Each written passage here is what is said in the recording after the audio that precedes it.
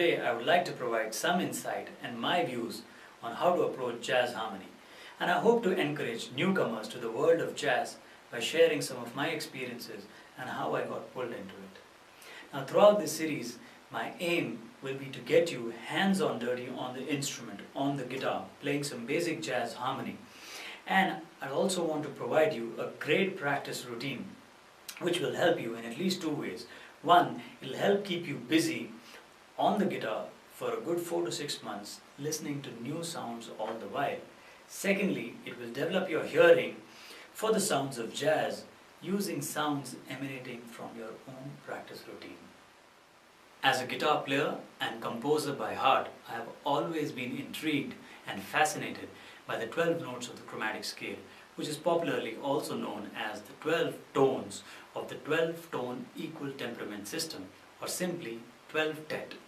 I have always imagined these notes to be like colors in the palette of a painter. And just like a painter who not only presents the various colors in beautiful ways, but also mixes them around to create beautiful shades with seemingly total freedom and knowledge to create very interesting expressions on the canvas, I too have always wanted to be able to play with freely and mix around the 12 notes of the chromatic scale beautifully with at least some degree of confidence to create interesting expressions in sound.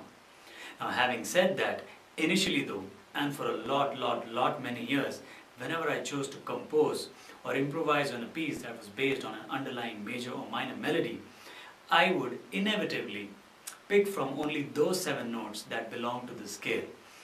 Occasional attempts at using some of these other outside notes would often end up sounding odd or jarring, and my experiments would be deemed failures and it would end just right there and then. Now, as I recollect, somewhere during this time, 2 important and distinct events occurred that kind of changed the musical discourse for me. I remember one day I was fiddling around with this chord progression which had all the chords borrowed from the key of C. That is, D minor 7 going to G7 going to C major. Notice I've written down all the notes of each of those chords underneath so that you can confirm that the notes are indeed borrowed from the key of C or the C major scale, which goes something like this: C, D, E, F, G, A, B, C. All natural notes. Now this progression has a very natural push towards the home or the root chord, that is C major. Let's hear this progression a few times so that we get the sound of it inside our heads. 1, 2, 3, 4.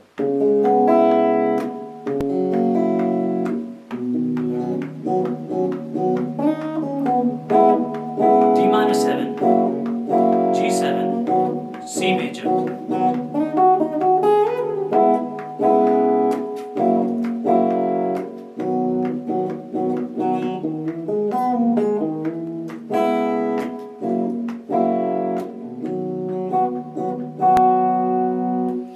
As I told you, all the notes are borrowed from the key of C, which could sound something like this.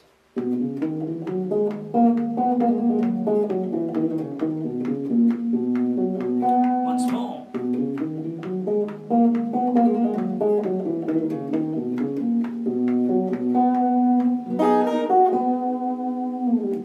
Now on that particular day though, I wasn't quite convinced with the sound of this progression, as in I wanted the first chord to have a slightly outside or slightly tension-filled sound, while I still wanted the rest of the chords to flow smoothly towards the root or home chord C and still feel like that we're being in the key of C.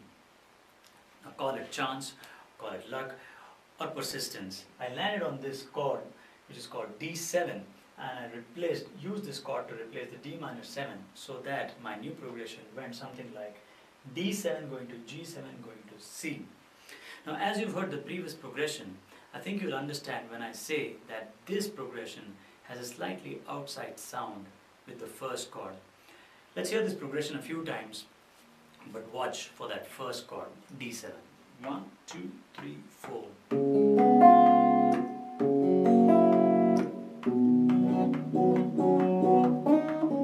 D7, G7, C major.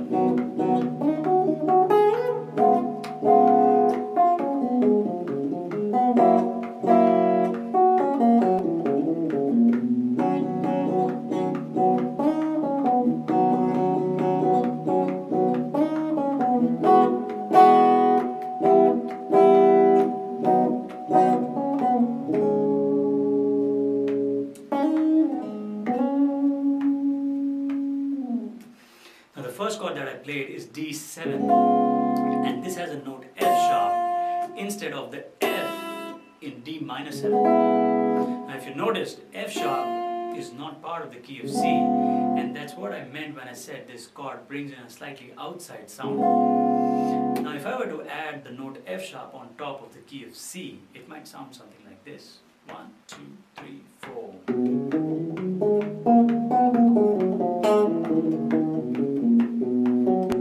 Once more. That's my F sharp out there.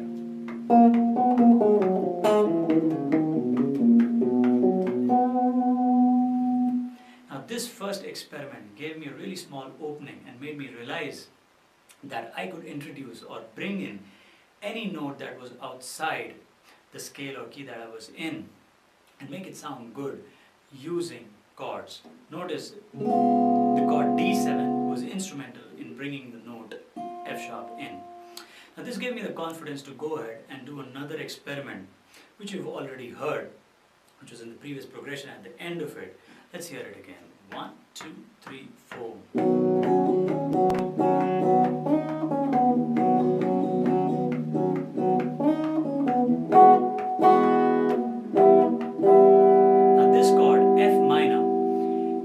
Part of the key of C major simply because it has a note as G sharp or A flat, which is not part of the key. But notice this chord, when you hear it in the progression, it adds a nice melancholic twist to the progression before I open it up with the sound of the C major chord at the end. Let's hear it again. 1, 2, 3, 4.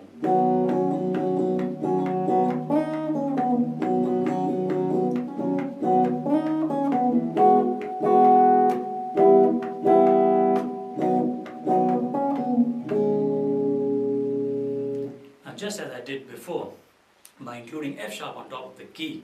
Now if I were to include G sharp or A flat on the top of key of C, it might sound something like this.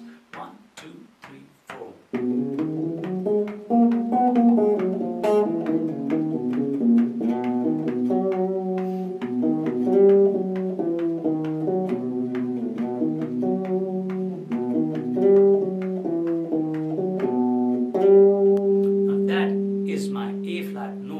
Part of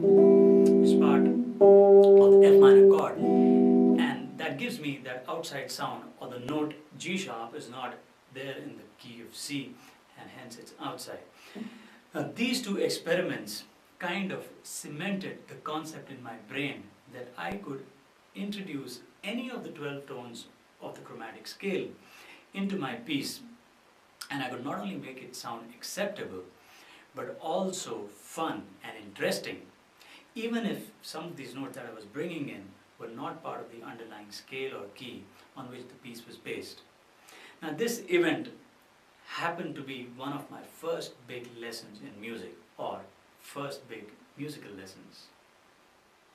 Now the previous incident or event happened somewhere during the time when I started to increasingly hear that jazz music is the epitome of harmony or chords in the world of Western music. Now I simply put 2 and 2 together, and I quickly realized that this is the direction and opening that I was looking for. Now one of the pillars of jazz music is its harmony, or simply put, its extensive and extremely rich range of chords. And I started believing that probably one of the motivating factors for this large repertoire of chords could be to use the full potential of all the notes in the 12th or the chromatic scale in any given key, which is why it would have to be so rich in the first place. So there you have it, the how of how I got pulled into jazz harmony.